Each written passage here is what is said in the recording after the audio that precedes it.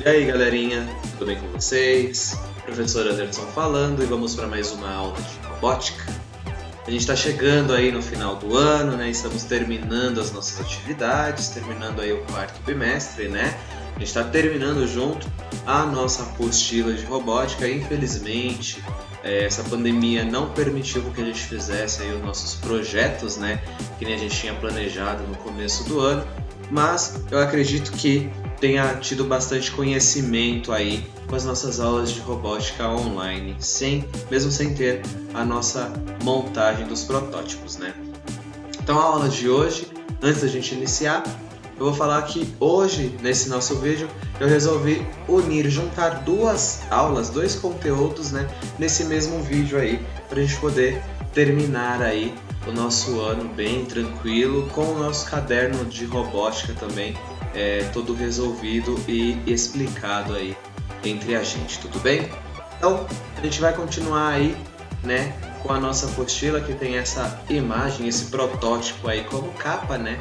Todos peguem aí essa apostila e vamos iniciar. A primeira aula que eu trago aqui para vocês é sobre esteira seletora, né? Então a gente vai aprender um pouco mais sobre essa esteira seletora, como que funciona, né, essa esteira seletora e outras funções, sem contar as atividades que são passadas aí, tá? Então na página 19 aí da apostila de vocês, a gente tem um pouco sobre a esteira, né? Esse campo da engenharia é de extrema importância para a indústria, pois desenvolve sistemas de automação, máquinas e robô para solucionar problemas específicos.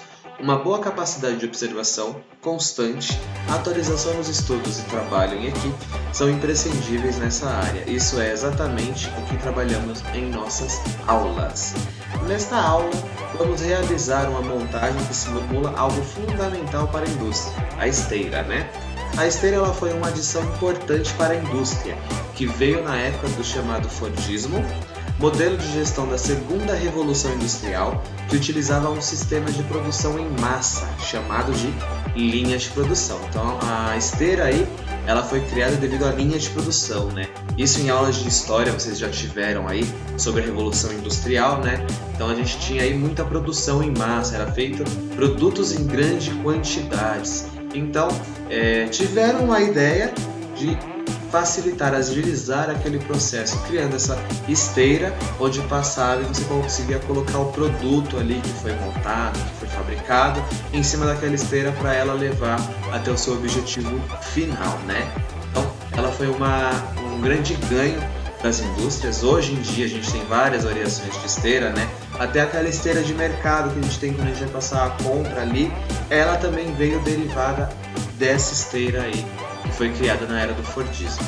Então a gente tem aqui uma curiosidade, né? O nome Fordismo é uma homenagem ao seu criador, Henry Ford. Ford instalou um sistema de linha de produção para a produção de automóveis em sua fábrica no início do século XX. Esse sistema dividiu cada função do processo de produção em unidades menores, padronizando e acelerando as mesmas. Materiais e peças em geral passaram a ser transportados por correias automáticas e a tarefa dos trabalhadores ficou segmentada em parcelas menores e mais rápidas. Olha que bacana! Lembrando para vocês aí que esse Henry Ford é o Ford que foi o criador da marca de automóveis aí, tá? Então o Henry Ford aí, ele foi um grande criador, né? Não só dos automóveis que a gente tem até hoje em dia aí, a fábrica da Ford, né, as fábricas da Ford, mas ele também tentou aí acelerar, né, melhorar o processo de produção com essas esteiras que ele criou e colocou aí no ambiente de trabalho, tá? Então aqui eu trouxe alguns questionamentos para vocês aí. Na sua opinião, quais são as facilidades de utilização de esteiras que pode trazer para a indústria de outras formas de trabalho geral? Então vocês respondam aí, pensem e respondam aí, tá? A passagem de materiais e produtos por uma esteira otimiza a produtividade. Você já reparou na utilização das esteiras nos supermercados? Elas facilitam a chegada do produto ao caixa para que sejam feitos os registros necessários para a compra. Como vimos, no processo de industrialização nacional e mundial, a criação e automatização de diferentes sistemas é fundamental para o desenvolvimento. pois acelera os processos de produção. A gente viu um pouco aí sobre esteira, vimos um pouco sobre Henry Ford, né, que é um grande criador aí dos automóveis, mas também criou essa revolução aí, essa evolução no método de levar um produto de um lugar a outro, facilitando aí, né? Hoje em dia a gente tem empresas aí, acredito que o Mercado Livre, algumas empresas americanas que trabalham com sistema de esteiras para recolher e arrecadar os pedidos ali, né, para poder indicar e direcionar ali aqueles pedidos de acordo com as anotações que a gente tem dentro da mercadoria ali. Então isso é super bacana, né? Segunda aula aí que a gente vai ter de hoje é sobre máquina agrícola, né? Então a gente vai aprender um pouco aí sobre as grandes máquinas agrícolas, tá? Isso daí tá na página 23 da apostila de vocês de robótica. O sudeste do Brasil se destaca pelo uso da tecnologia em seus sistemas agrícolas, o que contribui para uma alta produtividade. Inovações nesses setores são constantes e fazem com que os estados de São Paulo e Minas Gerais sejam referências. Então, os dois polos aí que a gente tem referências de agricultura, né, de agrícolas aí, é São Paulo e Minas Gerais. Apesar de não ter tanto espaço sobrando, os solos dessa região são férteis, conhecidos como terra roxa ou latossolo roxo, formado pela decomposição de milhares de anos das rochas basálticas. A produção de café foi fundamental para o enriquecimento da região e esse desenvolvimento não parou lá atrás, ele continua até hoje.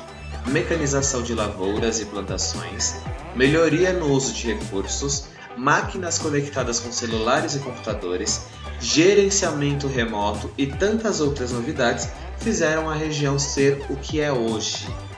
Então a gente tem uma curiosidade aqui, né, sobre a Terra Roxa. Você sabia que ela foi responsável em grande parte pelo desenvolvimento da região, principalmente nos estados de Minas Gerais e São Paulo? Como a gente tinha visto aí no conteúdo, né, anterior, a gente acabou descobrindo que ela ajudou aí no desenvolvimento e na economia dessas duas regiões aí, né? Então a gente trouxe aqui um exemplo de uma máquina agrícola. É claro que existem diversas máquinas agrícolas, né? Essa é apenas uma, mas hoje em dia, com a evolução da tecnologia, a gente possui diversas outras aí. Algumas controladas aí automaticamente, né? Sem necessariamente ter um piloto, um motorista dentro dela para poder fazer o serviço, sendo controlado por smartphone ou drone ou algum outro procedimento tecnológico, né?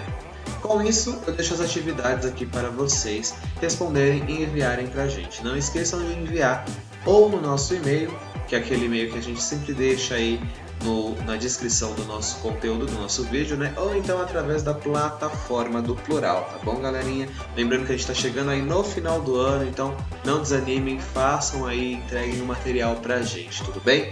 Então, as atividades. Vocês já visitaram uma indústria ou fábrica?